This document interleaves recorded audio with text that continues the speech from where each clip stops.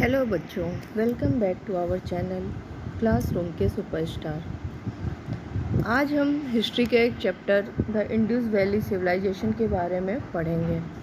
क्या आपने कभी सोचा है कि 4000 ईयर एगो लोग कैसे रहते थे?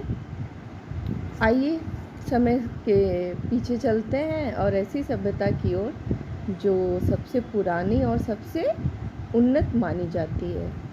सिंधु घाटी सभ्यता में आपका स्वागत है। एक शांतिपूर्ण, सुनियोजित और समृद्ध सभ्यता जो सिंधु नदी के किनारे बसी थी। चलिए जानते हैं कि वहाँ लोग कैसे रहते थे, क्या बनाते थे और आज भी हमें क्यों वो सारी चीज़ें चौंका जाती हैं। तो चलिए शुरू करते हैं। What is civilisation? सिविलाइजेशन का मतलब क्या होता है? मतलब एक सभ्यता। सिविलाइजेशन मतलब सभ्यता। लोग मिलकर एक नियमबद्ध और संगठित ढंग से रहते हैं। सिविलाइजेशन मतलब कि कई सारे लोग एक नियम कानून के साथ रहते हैं और मिलजुल के रहते हैं। ठीक है, उसमें संस्कार भी होते हैं, कुछ लिखाई धर्म से रिलेटेड भी चीज़ें होती हैं। तो जहाँ पे हम कह सकते हैं कि सिविलाइजेशन होगा, वहाँ पे government or leader to make a decision. मतलब गवर्नमेंट होगी एक जो डिसीज़न लेगी या कोई रूल्स रेगुलेशन बनाएगी। एजुकेशन होगा, धर्म के प्रति लोगों का विश्वास होगा, अच्छे घर होंगे लोगों को रहने के लिए, सारी मतलब व्यवस्थाएं होंगी वहाँ पे। अब हम देखते हैं कि river valley civilisation. River valley civilisation आप कह सकते हैं कि ये एक अर्ली सिविलाइजेशन था जो एक नदी के किनारे, मतलब रिवर के किनारे डेवलप हुआ था। ठीक है, क्यों नदी के किनारे डेवलप हुआ था? क्योंकि वो नदी का जो किनारा होता है, रिवर का जो साइड वाला होता है, वहाँ वो बहुत ही फर्टाइल और जैसे वहाँ पे पानी वगैरह बड़ी आसानी से मिल जाते हैं और फर्टाइल लैंड होती है। तो इसे हम कह सकते हैं कि Mesopotamia, ancient Egypt, Indus valley and ancient China, ये सारे जो सिविलाइजेशन थे ये नदी के किनारे डेवलप हुए थे। वहाँ पे नेचुरल रिसोर्सेज थे। सम ऑफ अर्लियर सिविलाइजेशन हम कह सकते हैं जैसे इंडस वैली हमने आपको बताया, Egyptian civilisation, Mesopotamian civilisation and Chinese civilisation. ठीक है, civilisation means living together with knowledge, rules and respect. मैंने आपको पहले भी बताया कि सिविलाइजेशन का मतलब क्या होता है, लोग एक साथ रहें, एक समझदारी के साथ, रिस्पेक्ट के साथ और रूल रेगुलेशन के साथ। इस पिक्चर में आप देख सकते हैं कि जो भी सिविलाइजेशन था वो नदियों के किनारे था। ठीक है, the Indus valley was located in today's Pakistan and north west India. ठीक है, अलोंग द इंडस रिवर, ये आज के नॉर्थ वेस्ट इंडिया और पाकिस्तान के साइड में है। और किस नदी के किनारे? इंडस रिवर के किनारे है।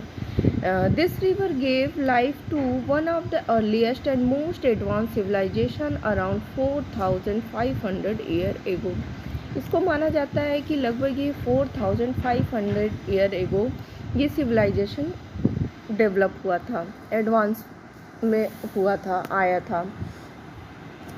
तो क्यों आया था? क्योंकि वहाँ पे जो सिंधु घाटी की जो सभ्यता थी आज का पाकिस्तान और उत्तर पश्चिम भारत में स्थित है, ये सभ्यता सिंधु घाटी के किनारे बसी थी, जिसे यहाँ के लोग जीवन और खेती के लिए पानी लिया करते थे।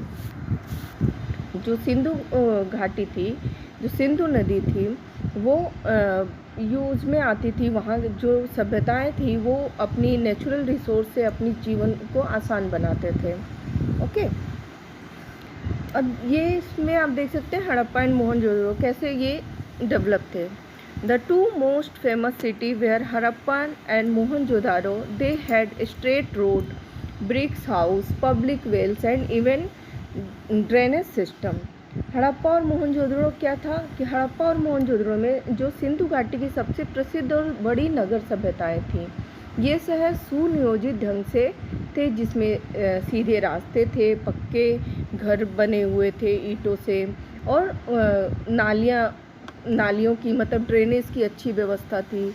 मोहनजोदड़ो में प्रसिद्ध ग्रेट बाथ था जहाँ लोग नहाते थे, और ये भी कहा जाता है कि शायद एक धार्मिक उद्देश्य के लिए इसका यूज़ किया जाता था। मतलब उस टाइम जो ये दोनों सभ्यताएं थीं, जो शहर थे वो वेल डेवलप्ड थे। वहाँ पे आज जैसे हम सारी चीज़ें देखते हैं ना, उस टाइम पे ये सारी चीज़ें डेवलप थी। खेत और बहती नदी, हम कह सकते हैं कि सिंधु नदी के कारण यहाँ की ज़मीन उपजाऊ थी। लोग गेहूँ और जौ जैसी फसलें उगाते थे। खेती और नदी ने लोगों के जीवन को आसान बनाया था, और जिसकी वजह से वो मतलब क्रॉप्स ग्रो करते थे। धीरे धीरे वो सेल करना सीखे, अपनी लाइफ को आसान बनाना सीखे। तो ये सारी चीज़ें थी, और चूँकि वो वेल डेवलप्ड सिटी थी तो वहाँ पे मतलब हर चीज़ बहुत ही अच्छे तरीके से बसाया हुआ था। और वहाँ जो भी ट्रेड होते थे वो बोट के द्वारा होते थे। बोट का यूज़ करके वो एक जगह से दूसरे जगह पे अपने सामान को ट्रेड के लिए ले जाया करते थे। वहाँ पे लोग क्या करते थे कि people there wore cotton cloth, वो कॉटन के क्लॉथ्स पहनते थे, क्ले टॉय से खेलते थे, और बहुत सारी पोट्री वगैरह बनाते थे वहाँ पे लोग। ये उन लोगों का मतलब एक तरह का व्यवसाय था। सील यूज़ करते थे वो एक ट्रेडिंग के लिए, जैसे आज के टाइम पे हम कॉइन और रुपए वगैरह यूज़ करते हैं, तब वो वहाँ उस टाइम पे सील यूज़ होता था वहाँ पे ट्रेडिंग के लिए, और वो उसका यूज़ करते थे कुछ सीक्रेट वगैरह भी लिखने के लिए। लेकिन वो जो भी उनका एक राइटिंग था, स्क्रिप्ट था, वो आज भी कोई उसको पढ़ नहीं पाया है। जैसा मतलब अभी तक ऐसा हुआ है कि वो इस लैंग्वेज, ऐसी लैंग्वेज में होता था स्क्रिप्ट में कि वो कोई भी उसको मतलब अच्छे से स्क्रिप्ट पढ़ नहीं पाया है। फेडिंग सिटी, ये क्या थी? समय के साथ साथ क्या हो गया कि मतलब वो जो सिटी थी वो धीरे धीरे ढलती चली गई। अराउंड 1900 ईसा पूर्व के आसपास ये नगर धीरे धीरे ख़त्म होने लगा, और इसका कारण आज भी कहा जाए तो पूरी तरह से नहीं पता है। कहने के लिए मतलब कहा जाता है कि शायद या तो फ्लड आया होगा, या ऐसे अर्थक्वेक वगैरह आए होंगे, सूखा पड़ गया होगा, जिसकी वजह से नदियों ने अपना रास्ता बदल दिया होगा, जिससे धीरे धीरे सभ्यताएं ख़त्म होती चली गई। तो हम कह सकते हैं कि सिंधु घाटी सभ्यता हमें बताती है कि हमारे पूर्वज जो थे वो कितने स्मार्ट और व्यवस्थित ढंग से चीज़ों को मतलब डेवलप किए थे और रखते थे। आई होप ये वीडियो आपको अच्छी लगी होगी। कृपया इसको लाइक, शेयर एंड सब्सक्राइब कर लें। मिलते हैं एक नेक्स्ट वीडियो में, तब तक के लिए बाय बाय, टेक केयर, और प्लीज़ चैनल को सब्सक्राइब कर लीजिएगा नेक्स्ट वीडियो के लिए। Thank you.